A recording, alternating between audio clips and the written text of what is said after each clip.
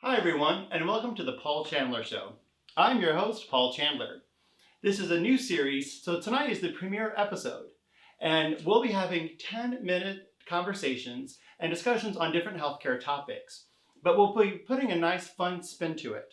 Now, you may recognize me before from Ohana Coding, our education company, Clear Physician Services, which provides auditing and compliance services to physician practices, or possibly our upcoming Specialty Coder Institute and the HIPAA Institute.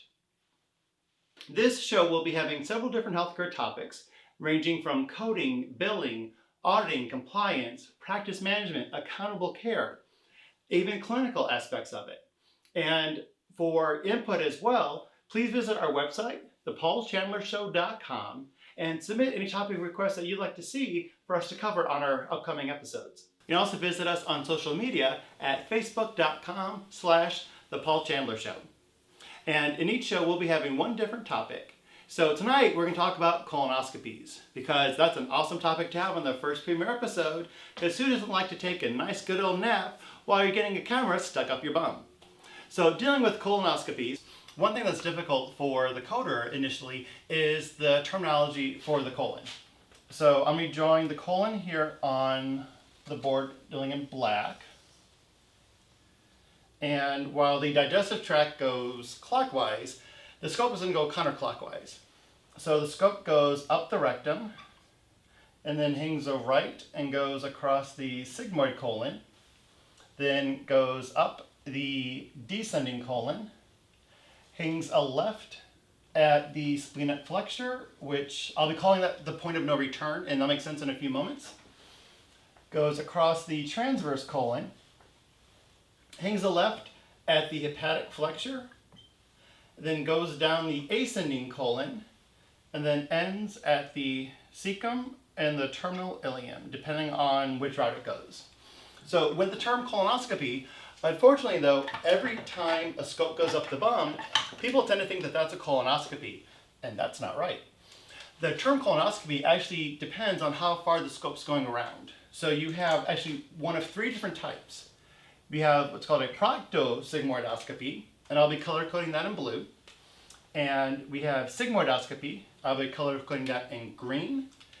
And finally, colonoscopy, and I'll be doing that in red. And notice I'm not using brown, and that's for a particular reason. So anytime the scope goes up the bum, if the scope goes up the rectum, and then if it enters the sigmoid colon, it can enter it, but not at least all the way finish it, then that's considered then the proctosigmoidoscopy. So when I'm color coding on the board, the solid color means that the scope has to go around that area. If the dotted area is not required, but if it does it, there's no extra credit, if you will, meaning there's no up the coding on it.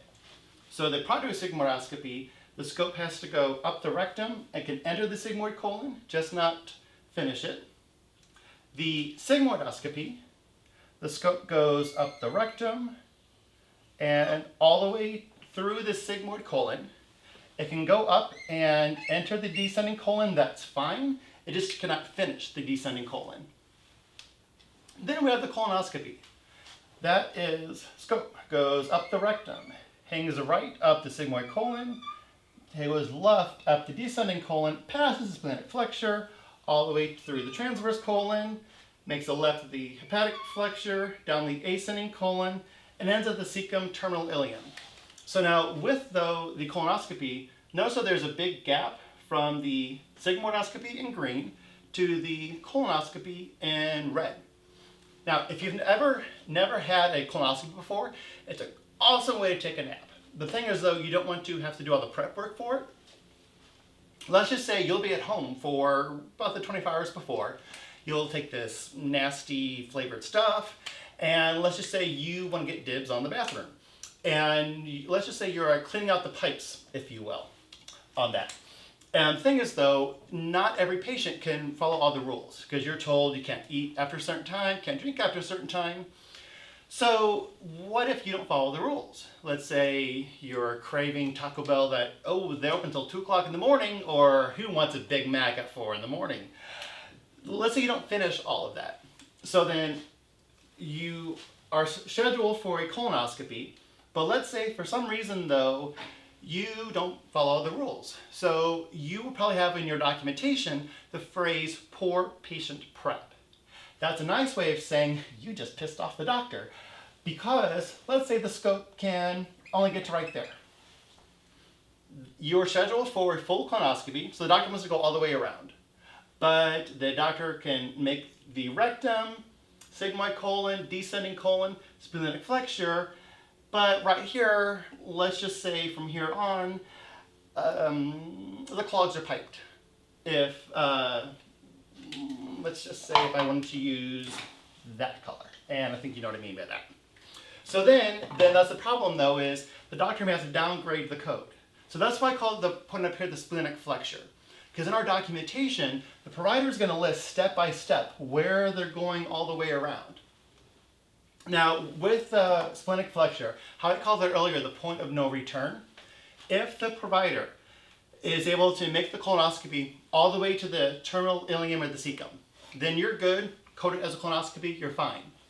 If they cannot make it to the end, just as long as they pass the splenic flexure, but do not make it all the way to the end, then if it's a diagnostic scope, then we add modifier 53 to the end of the appropriate colonoscopy code for diagnostic.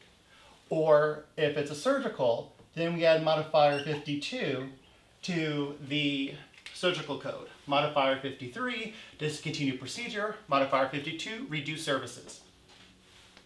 If the colonoscopy is not able to go past the splenic flexure, again, just remembering that phrase, the point of no return, if the colonoscopy cannot pass the splenic flexure, then we have to downgrade the code to a sigmoidoscopy. Or if you really didn't follow the rules, try practicing sigmoidoscopy. So that's one thing, just always remember that whenever you're coding any type of colonoscopies, I don't care what the procedure performs is up on the header, look at the body. Make sure that the scope is actually going all the way around that you need to, because if it doesn't pass the splenic flexure, you have to downgrade the code as far as the colonoscopy in there. And let's just say that if you've never had one, when you do need to have one, you do want to follow the rules. Many moons ago, I had my first colonoscopy when I was 22. And let's just say that gunk, if you will, that I had to swallow to clean up my pipes, that stuff was so freaking nasty. I remember I had black glasses, just the glasses I had at the time. And I remember I had a colonoscopy on a Wednesday. That Friday, 2 days later, even just seeing the black glasses, I just had that taste came back to my mouth. And I kid you not, I donated all those glasses and I got blue ones. Because I just couldn't even see the black glasses anymore. So then besides that, if you ever have to have a colonoscopy, follow the rules, so you just have to do it one time. But then just remembering though the phrase, and one last phrase to put in here, is that as far as the endoscopies, remember in coding, we have the phrase, a surgical scope always includes a diagnostic scope when performed. So if the doctor does a diagnostic scope and then does a surgical scope after it, we only code the surgical scope. The only time we code a diagnostic scope, if that's all that the doctor did, if they found nothing wrong, then we'll only code the diagnostic scope in that case.